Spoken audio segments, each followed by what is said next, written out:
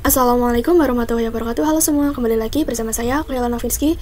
Nah, pada video kali ini kita akan memasuki bab baru, yaitu bab MTCNA atau MikroTik Certified Network Associate. Nah, MikroTik merupakan perangkat keras dan perangkat lunak yang digunakan untuk mengelola atau mengoperasikan sistem jaringan komputer. Pada bab MTCNA ini terdapat beberapa subbab, dan yang pertama kita bahas tadi adalah bab pendahuluan, yaitu pengenalan MikroTik. Pada bab pendahuluan ini terdapat 4 materi utama, yaitu apa itu MikroTik, yang kedua tujuan pembelajaran timeline MikroTik, yang ketiga program sertifikasi MikroTik, yang keempat terkait ujian MTCNA. Nah, kita memasuki pada materi yang pertama, yaitu apa itu MikroTik.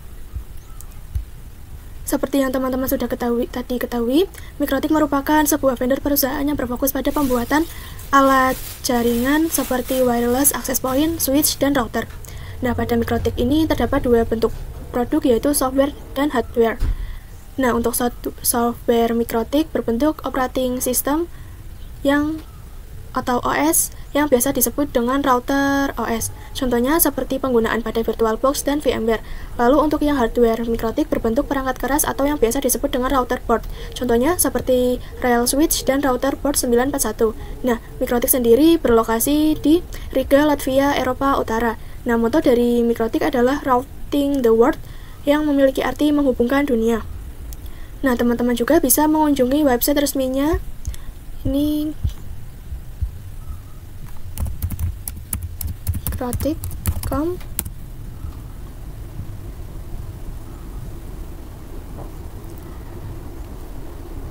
Nah, untuk mengenal MikroTik lebih dalam, di sana teman-teman bisa membaca berbagai informasi seputar produk dan fitur MikroTik. Nah,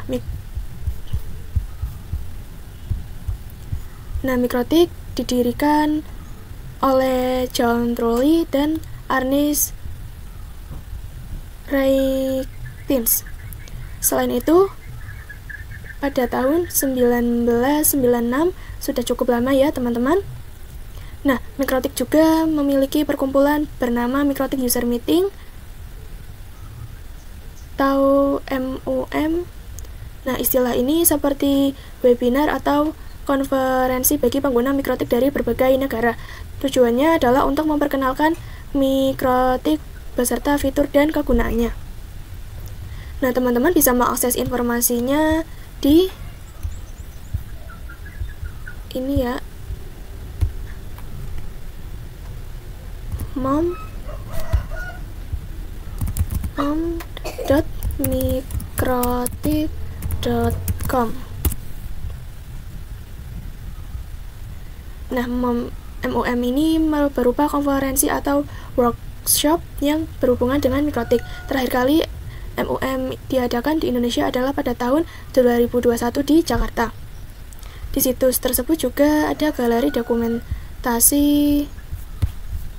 MUM, misalnya kegiatan pada tahun 2020 di Guatemala, Honduras, dan South Africa. Selain itu, untuk mempelajari materi MikroTik lebih dalam, teman-teman juga bisa mengunjungi website wiki.mikrotik.com.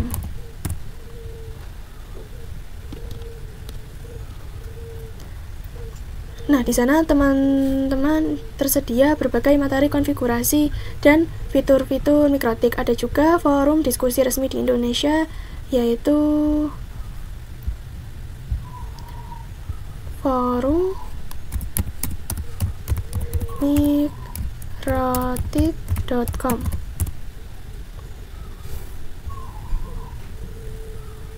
Nah, melalui forum ini teman-teman bisa bertanya atau berdiskusi seputar MikroTik menggunakan bahasa Inggris. Nah, kita masuki materi yang kedua, yaitu tujuan pembelajaran timeline MikroTik. Nah, tujuan pembelajaran MikroTik adalah agar kita dapat mempelajari karakteristik, fitur-fitur, dan kemampuan MikroTik Router OS. Lalu mempelajari cara instalasi, konfigurasi, fungsi, maintenance, dan troubleshooting dasar pada MikroTik Router OS. Nah, selanjutnya harapan mendapatkan kualifikasi sebagai MikroTik Certified Network Associate. Nah, selanjutnya kita masuk ke timeline MikroTik. Pada 1996 tahun berdirinya MikroTik. Lalu 1997 pertama kali muncul router OS software untuk x86 PC dan dulunya instalasinya masih menggunakan PC. Lalu pada tahun 2002 pertama kali diperkenalkan perangkat keras router board.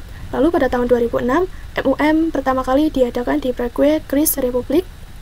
Lalu pada tahun 2015 MUM terbesar di Indonesia sekitar 2.500 peserta. Bahkan lebih ya teman-teman.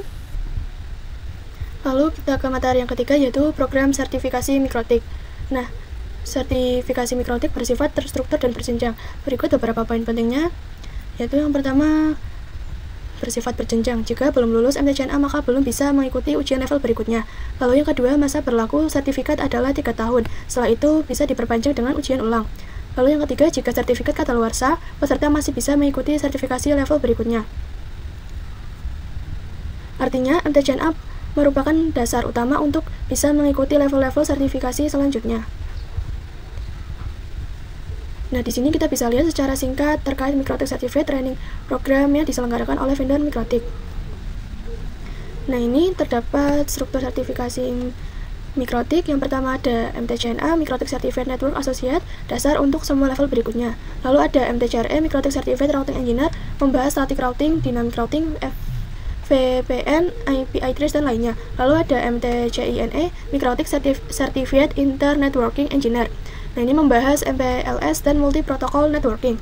Lalu ada MTCTCE, Mikrotik Certificate Traffic Control Engineer, fokus pada traffic control, cocok bagi teman-teman yang bekerja di kantor atau ISP.